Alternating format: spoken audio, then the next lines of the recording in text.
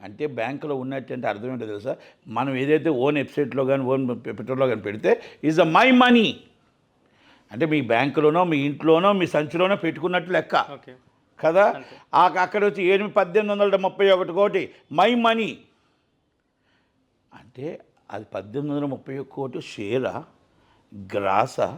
Gross అయితే మీకు 900 కోట్లు షేర్ వస్తుంది. అవును అవును అదే కానీ షేర్ అనుకోండి 3500 కోట్లు చేసి ఉండాలి. చేసిందో లేదో నాకు తెలియదు.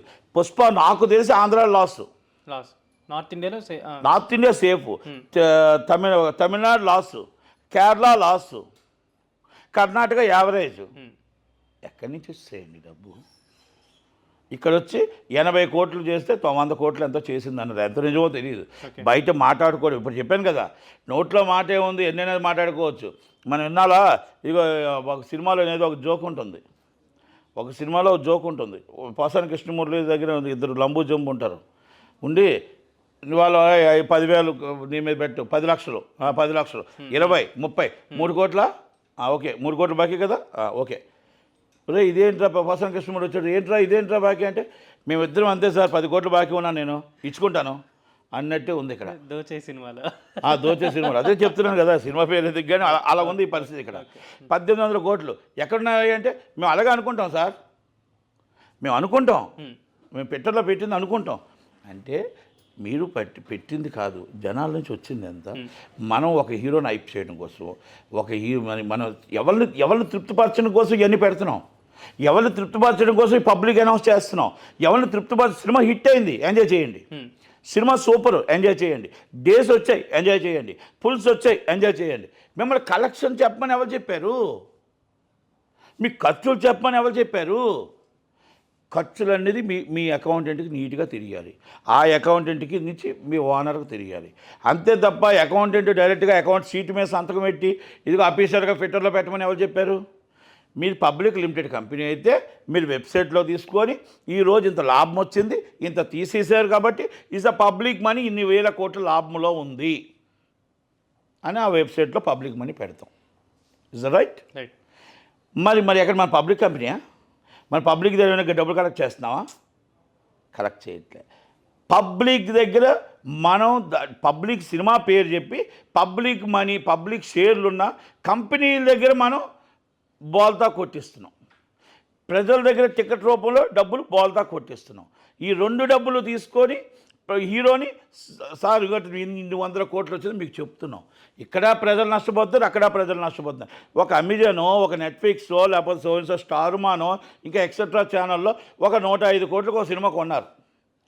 105 కోట్లు సినిమా కొన్నప్పుడు public money is a public interested మనీతో పబ్లిక్ కంపెనీ కొనేటప్పుడు 105 కోట్లకి 150 కోట్లు లాభాలు రావాలని కోరుకుంటారు తప్ప 50 కోట్లు రావాలని కోరుకుంటారా? అంటే అది పబ్లిక్ నష్టమే కదా, పబ్లిక్ లిమిటెడ్కి నష్టమే కదా. అలాగే ఎన్నో కంపెనీలు మూతపడిపోయాయి కదా. ఆ మూతపడిపోయేటప్పుడు మరి 60 కోట్ల రూపాయలు చేస్తే నష్టమా లాభమా? మరి అలాంటి హీరోకి మళ్ళీ నెక్స్ట్ సినిమా 120 కోట్లు కొంటారా? అంటే దాన్ని బట్టి అర్థం ఏంటి? ఇక్కడ ఏదో మాయా మర్మం జరుగుతుంది, compulsory money landing ED enter అవ్వాలి. ఆ సీఈఓ కానీ ఆ బోర్డు మెంబర్స్ కానీ తప్పు చేస్తున్నారు. ఆ పబ్లిక్ మనీని ఎక్కడో సైడ్ ట్రాక్ పడుతుంది, పబ్లిక్ని మోసం చేస్తున్నారు, పబ్లిక్ షేర్ అమౌంట్ లాస్ అవుతుంది.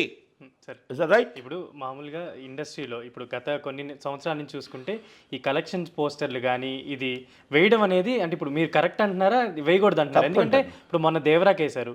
ఇప్పుడు నేను ఏ సినిమాకి కూడా వెయ్యమని ఎవరు అడిగారు అడుగుతున్నా.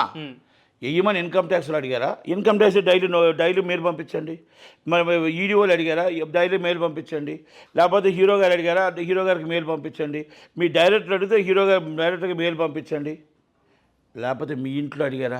మీ ఇంట్లో చెవులో చెప్పండి. ఫ్యాన్స్ అడిగారా? ఫ్యాన్స్ అసోసియేషన్ ప్రెసిడెంట్కి పంపించండి. ఓకే, అంటే నేను అది కూడా చెప్తున్నాను. మరి ఇలా ఓపెన్గా కలెక్షన్ అనేది మన జోబీలో ఎంత ఉంది, మనం ఇలా ఎందుకు పబ్లిక్ అనౌన్స్ చేయాలి? ఎవరిని మెప్పు తీసుకురావడం కోసం, ఎవరిని ఒప్పించడం కోసం, ఎవరిని ఛాలెంజ్ చేస్తున్నాం మనం? ఒక హీరో మీద ఒక హీరో ఛాలెంజా? ఒక డైరెక్టర్ మీద ఒక డైరెక్టర్ ఛాలెంజా? ఒక ప్రొడ్యూసర్ మీద ఒక ప్రొడ్యూసర్ ఛాలెంజా?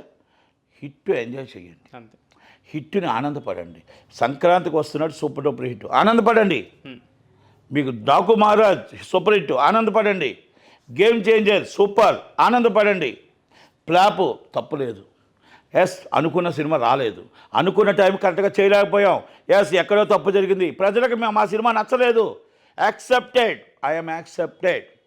మేము యాక్సెప్ట్ చేస్తున్నాం కనుక మేము మంచి సినిమా మళ్ళీ హీరో గారికి ఇవ్వడానికి ప్రయత్నం చేస్తాం. ఈజ్ ఫస్ట్ ఆఫ్ చెప్పవలసింది ఫ్యాన్స్కి, ఇది తప్పు జరిగింది ఎక్కడో అని చెప్పాల్సిన బాధ్యత ప్రొడ్యూసర్ మీద ఉంది, దిల్ రాజు మీద. ఇప్పుడు వచ్చి దాని మీద చెప్పలేదు. కానీ అలా చెప్పకుండా 295 కోట్లు వచ్చేసింది కలెక్షన్ అన్నాడు. 180 మళ్ళీ లాస్ట్కి వచ్చి 182 కోట్లు వచ్చింది అంటాడు.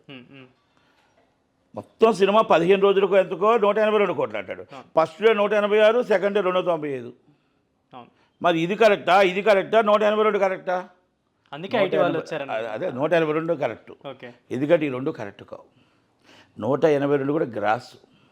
ఆ గ్రాస్లో అన్నీ తీసేస్తే, ఆ గ్రాస్లో అన్నీ తీస్తే, పర్సంటేజ్ సిస్టమ్ తీస్తే మనకి 75 కోట్లు ఎంతో షేర్ వస్తుంది. ఇది నిజం. నేను ఎందుకు అంటానంటే ఇవన్నీ మనకి షేర్ వచ్చిందండి. మిమ్మల్ని ఎవరైనా డబ్బులు అడుగుతారా? లేకపోతే మీడియా కానీ ఆ ఫ్యాన్స్ కానీ మిమ్మల్ని ఏమైనా లాభాలు అడుగుతారా? పోనీ నష్టం వచ్చింది, ఈ మీడియా మీకు ఏమైనా చేస్తే మీడియా ఇస్తుందా డబ్బులు? లేకపోతే ఆ ఫ్యాన్స్ ఇస్తారా? లేకపోతే ఎవరు ఇస్తారు? నిర్మాతగా నష్టపోతాడు. మరి ఎందుకు మీరు పబ్లిక్ చేయాలని నేను అడుగుతా. మరి ఈరోజు అంటే రైడింగ్ అనేది రైట్, వాళ్ళ రైట్కి ఎందుకు రైడింగ్కి వెళ్ళారు, దేనికి వెళ్ళారు, అది income tax right. Income tax ఒక రైట్ చేస్తే ఎన్ని దాని మీద ఉపయోగాలు పడతాయో మీకు చెప్పాను. ఒక ఇన్కమ్ ట్యాక్స్ రైడ్ అని మీరు చూసుకోవద్దు. Is a political leader and IAS is మాజీ ఆఫీసర్, లేకపోతే IAS running officer, government officers వాళ్ళు ఎవరైనా ఉంటే ఏసీబీకి ఉపయోగం ఉంటుంది. ఈడీకి మనీ ల్యాండింగా, లేకపోతే క్యాష్ దొరికిందా, లేకపోతే మొత్తం బయట హవాలా నుంచి వచ్చిందా, లేకపోతే విదేశాల నుంచి తల్లి వెళ్ళిందా, విదేశాల నుంచి వచ్చిందా, ఆ డబ్బుకి మొత్తం టోటల్గా మనీ ల్యాండింగ్ పర్మిషన్ కట్టాలి. లేకపోతే ఆయన ల్యాండింగ్ ఇస్ ఈడీ. అంటే ఒక్క ఇన్కమ్ ట్యాక్స్ని తక్కువ అంచనా ఎక్కండి. ఇన్ని ఉంటాయి కనుక మనం ఎప్పుడు కూడా ఇన్కమ్ ట్యాక్స్ రైడ్ అయింది, ఈడీ రైడ్ అయిందంటే మనం సరదాగా తీసుకోకూడదు. మనకి మీకు 3 రోజులు పండగ అవ్వచ్చు, వాళ్ళకి 3 సంవత్సరాల నరకమే ఆ కంపెనీలకి. ఎందుకంటే వాళ్ళు ఉదయం లెగిస్తే వాళ్ళు చూస్తూనే ఉండాలి, ఉదయం లెగిస్తే కలుస్తూనే ఉండాలి, ఉదయం లెగిస్తే వాళ్ళు అడిగిన పేపర్లన్నీ ఇస్తూనే ఉండాలి. ఇవన్నీ ఒక ప్రక్రియ. మనం చేస్తున్న మనం తీసుకున్న గోతులో మనం పడ్డాం అంటాను నేను. మనం తీసుకున్న గోతులో మనం పడ్డాం, ఇది రాంగు అంటాను నేను. మ్యాంగో మ్యూజిక్ ఉందండి, మ్యాంగో మ్యూజిక్ సినిమాలు మీకు అమ్ముతున్నారు, మీరు కొంటున్నారు, మీరు అన్నది పార్ట్నరు. అక్కడ లావాదేవీలు ఉన్నాయి. ఆ లావాదేవీ బ్యాంక్ ట్రాన్సాక్షన్ మీరైనా చూపించకపోవచ్చు, వాళ్ళైనా చూపించకపోవచ్చు. అక్కడ లావాదేవీలో జిఎస్టీ ఏమైనా కట్టకపోవచ్చు, లేకపోతే ఇన్కమ్ ట్యాక్స్ ఇంతకుముందు మీరు కట్టకపోవచ్చు. ఇవన్నీ కూడా ఇప్పుడు ఇవన్నీ దీంట్లోనే రైడింగ్ వస్తుంది. రైడింగ్ అంటే గతంలో మీ కంపెనీల మీద మీరు కరెక్ట్గా ప్రాసెస్ ప్రాపర్లీ లా, అంటే మీరు ఇన్కమ్ ట్యాక్స్ యాక్ట్ ప్రకారం మీరు ఏదైనా కరెక్ట్గా బిహేవ్ చేయకపోతే బయట పేపర్లో టీవీలో చూసి ఇన్ని 1000 కోట్లు వస్తున్నాయి అంటున్నారు, మాకు చూస్తే ట్యాక్సే కట్టట్లేదు, మరి ట్యాక్స్ కట్టడానికి మా దగ్గర డబ్బులు లేవని ఆడిటర్ చెప్తాడు. ఇక్కడ చూస్తే 100 కోట్లు లెక్కలు కనబడుతున్నాయి. ఏది నిజం, ఏది అబద్ధం? ఇస్ ఇన్కమ్ ట్యాక్స్ దానిలో ఆలోచిస్తుంది. ఈడీ దాంట్లో ఏం ఆలోచిస్తుంది అంటే క్యాష్ ఎంత దొరికింది, గోల్డ్ ఎంత దొరికింది, మొత్తం టోటల్గా డాక్యుమెంట్స్ ఎన్ని దొరికాయి, ఆ డాక్యుమెంట్స్ ఇచ్చినోడికి అవతలకి క్యాష్ ఎంత ఇచ్చారు, వైట్ ఎంత ఇచ్చారు, అక్కడ మార్కెట్ వాల్యూ ఎంత ఉంది. అక్కడ 100 కోట్ల మార్కెట్ వాల్యూ ఉంటే 30 కోట్లు ఎందుకు అగ్రిమెంట్ చేశారు, ఈ 70 కోట్ల రూపాయలు క్యాష్ రూపంలో వెళ్ళిందా, ఆ క్యాష్ రూపంలో ఎవరికి వెళ్ళింది? ఇదేం తక్కువ అంచనా వేయకండి, చాలా చాలా లోతుగా వెళ్తుంది. ఇది ఒక్క దిల్ రాజుకో లేకపోతే ఇంకొకరికో కాదు, చాలామందికి వెళ్తుంది. కనుక దాన్ని అన్నీ కూడా మనం చాలా సీరియస్గా తీసుకోవాలి. కానీ మనం తెచ్చుకున్న పాపమే ఇది. ఫైనల్ ఒక క్వశ్చన్ సార్, ఇప్పుడు పుష్ప సినిమా చూసుకుంటే మీరు చెప్పినట్టు ఇక్కడ సౌత్లో ఎక్కడ ఎక్కువ ఆడలేదు, నార్త్లో మంచి కలెక్షన్స్ వచ్చాను. ఇప్పుడు పోస్టర్స్ అయితే వేస్తున్నారు 2500 crores అని, ఇట్లా దంగల్ని బీట్ చేసిన ఇలా కలెక్షన్స్ వేస్తున్నారు కదా, అది ఎంతవరకు అంటే దేనికోసం వేస్తున్నట్టు, అది కలెక్షన్స్ నిజమేనా కాదు? అదే చెప్పే, అది గ్రాసా, నెట్టా, షేరా, దాంట్లో మొత్తం ఖర్చులు తీస్తే 20% కమిషన్లు పోతే, ఖర్చులు పోతే దాంట్లో ఎంత మిగులుతుంది? అది లాభమా నష్టమా బ్యాలెన్స్ షీట్ వేసి మీరు మెయిల్ పెడితే సరిపోయే కదా, మీరు అఫీషియల్గా అనౌన్స్ చేయడం ఎందుకు అంటాను నేను. ఇప్పుడు దానికి ఇప్పుడు సమాధానం చెప్పాల్సిన బాధ్యత ఉంటుంది. కనుక మనం చేసుకున్నదానికి మనమే వస్తుందండి. ఇప్పుడు ఈరోజు మీరు మీ భాషలో చెప్తా, యూట్యూబర్స్ చాలామంది వ్యవసాయ ఇవాళ 47 million సూపర్ ట్రైలర్, 47 million ఏమండి, 47 మిలియన్సే నిజంగా జనాలు చూస్తే మీ సినిమా 700 రోజులు ఆడాలి. అవును. కానీ దాంట్లో చూసే 47 మెంబర్స్ కూడా కాదు. 2,25,000 రూపాయలు ఇచ్చి ఫేక్ వేవర్స్ తీసుకొని దాన్ని చాలామంది దాన్ని పబ్లిసిటీ చేసుకుంటూ మళ్ళీ దానికి ఒక పోస్టల్ రిలీజ్ తీరామోసి థియేటర్లో చూస్తే 10 మంది ఉంటారు. 47 మిలియన్స్కి 10 మంది జనం ఉన్నారు. ఏంటంటే ఈ 47 మిలియన్స్ కూడా ఎక్కడెక్కడవో దొంగ వ్యూవర్స్. ఓకే. అంటే మీకు ఏమర్థమైంది మీ భాషలో చెప్పాను నేను, అదే అంతే, అంతగాని ఇంక వేరేది ఏం కాదు. అర్థమైంది కదా. మనం తీసుకొచ్చి మనం పోస్టులు వేయడం వల్ల మన ఎత్తి మీదకే తగిలింది. అంటే మీ భాషలో ఎందుకు చెప్పారంటే వాళ్ళ భాషలో చెప్తే బాధపడతారని మీ భాషలో చెప్పాను. Okay sir. కదా. ఇక్కడ అందరూ అలాంటి వాళ్ళు కాదు. పార్టీ అంటే దేనికి తగ్గట్టు ఇప్పుడు మన ఇద్దరం చూస్తున్నాం. 500 మంది చూడొచ్చు, 1000 మంది చూడొచ్చు, 1,00,000 మంది చూడొచ్చు, 2,00,000 మంది చూడొచ్చు, మినిమం 5-10 లక్షల లోపు చూడొచ్చు. లేదు అనుకుంటే 200 మంది కూడా చూడొచ్చు. Is the original. 10 లక్షలు దాటితే అది ఫేకే. అంతే. నేను నమ్మ. ఎందుకంటే 10 లక్షల మంది జనం మనకి ఫస్ట్ డే వెళ్ళిన జనం, థర్డ్ డే మొత్తం సెకండ్ డే థర్డ్ డే వెళ్ళిన జనం అంతే. కనుక మనం కూడా ఈ కలెక్షన్స్ కూడా అదే పరిస్థితుల్లో ఆ కోవలోనే ఉంటాయి అనేది మనం తెలుసుకోగలగాలి. ఇప్పుడు ఏది ఏమైనా మనం తెలుసుకోవాల్సింది ఏంటంటే మిమ్మల్ని కలెక్షన్ అడిగేది ఫ్యాన్స్ అసోసియేషన్ ప్రెసిడెంట్కి మెయిల్ పంపించండి, మిమ్మల్ని అడిగే కలెక్షన్ హీరోకి పంపించండి, మిమ్మల్ని అడిగే డైరెక్టర్ పంపించండి, ఇన్కమ్ ట్యాక్స్ వాళ్ళకి ఈడీ వాళ్ళకి అవి పంపించండి. It's a public money company కాదు కాబట్టి కనుక దయచేసి మీరు ఎలా రోడ్డు మీద కలిపి 2,500 వాళ్ళని బీట్ కొట్టాం ఇలా బీట్ కొట్టాం అంటే మళ్ళీ బీట్ కొట్టడానికి ఇన్కమ్ ట్యాక్స్ వాళ్ళు వస్తారు, మళ్ళీ బీట్ కొట్టడానికి ఈడీ వాళ్ళు వస్తారు, మళ్ళీ బీట్ కొట్టడానికి ఏసీబీ వాళ్ళు వస్తారు. దాని తర్వాత పరిణామాలు అన్నింటికి ఇలాంటి కష్టాలు ఉంటాయి. కాబట్టి ప్రతి ఇండస్ట్రీలో అర్థం చేసుకోండి. మీలాంటి వాళ్ళ వల్ల చిన్న సినిమా చచ్చిపోతుంది, చిన్న సినిమా నాశనం అయిపోతుంది. ప్రతి ఒక్కరు 1,000 కోట్లు, 2,000 కోట్లు, 3,000 కోట్లు ఉన్న 4 కంపెనీలు తప్ప ఇంకా 96 కంపెనీలు కనబడుతున్నాయా? సినిమా తీసేది దిల్ రాజు పార్టీ, సినిమా తీసేది మైత్రి, సినిమా తీసేది సితారా. ఈ మొత్తం టోటల్గా 3 కంపెనీలు తప్ప పెద్ద సినిమా తీసే సినిమా ఏదైనా ఒక్కటి ఉంటే నా పేరు చెప్పండి. నాకు గుర్తు రావట్లా. ఈ 3 కంపెనీల తర్వాత 4వ కంపెనీ పేరు చెప్పండి. గుర్తు రావట్లేదా? ఎనీ హీరో ఈ 3 కంపెనీలు తప్ప 4వ కంపెనీ పేరు మీద పలానా 4వ కంపెనీ హీరోతో సినిమా తీస్తుందని చెప్పండి నాకు. People media factory. People media అప్పుడప్పుడు వచ్చాడు, మళ్ళీ అయిపోయింది. ఆయన కూడా ఏదో చల్లబడిపోయాడు. ఓకే. అభిషేక్ అగర్వాల్ గారు. అభిషేక్ అగర్వాల్ అంత పెద్ద సినిమాలు తీయలే, చిన్న సినిమాలు తీసాడు, అందరికీ ఫైనాన్స్ చేసుకుంటున్నారు. ఓకే.